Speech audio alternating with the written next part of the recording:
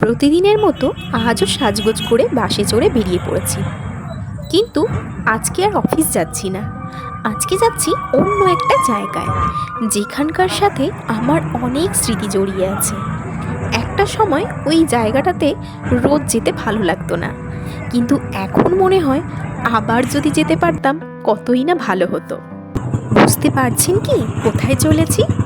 Guess করুন ততক্ষণ, আর পুরো ব্লগটা দেখলেই তো জানতে পারবেন যে আমি কোথায় চলেছি।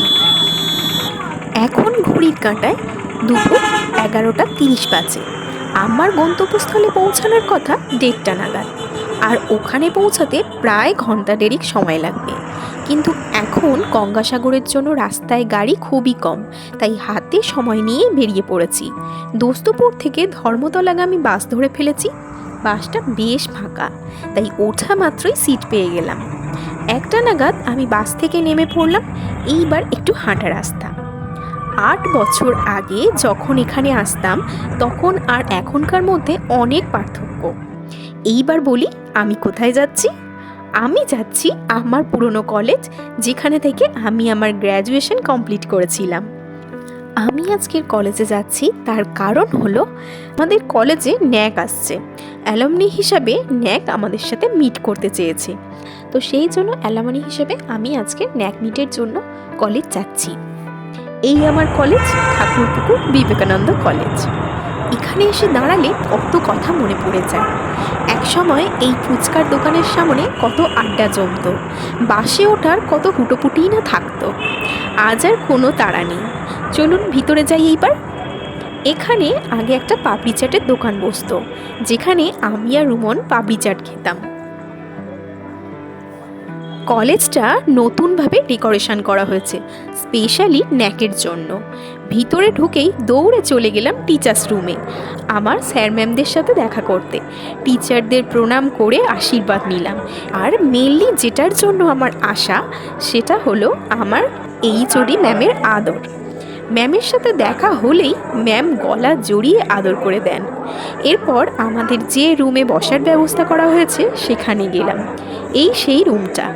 এটাই ছিল আমার হাজবেন্ড রুমনের ক্লাসরুম, আর ঠিক উল্টো দিকেই এই সিঁড়ির ওই জায়গাটা যে দেখা যাচ্ছে এটা ছিল আমার ডিপার্টমেন্টের রুম। তো আমরা যে রুমে বসেছি সেই রুমটা এখন অনেকটাই ফাঁকা, কারণ এখনও অনেক লোকজন আসেনি। বসতেই সাথে সাথে লাঞ্চ কুপন দিয়ে গেল, আর তার সাথেই ও লাঞ্চ পেয়ে গেলাম। লাঞ্চে ছিল রাইস এবং চিলি চিকেন, আর সাথে ছিল একটা মিষ্টি। ভাবলাম একটু ঘুরে আসি, তাই ঘুরতে ঘুরতে কলেজের পিছনের মাঠটা দেখতে চলে গেলাম। কলেজের মাঠটা বিশাল বড়। আমাদের সময় যদিও মাঠটা একটু অন্যরকমই ছিল।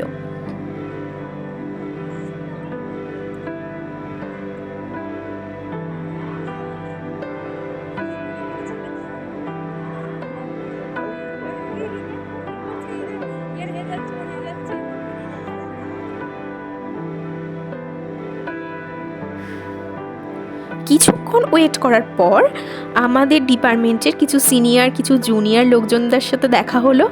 এছাড়াও অন্যান্য ডিপার্টমেন্ট থেকে অনেক সিনিয়র মানুষজন এসেছিলেন।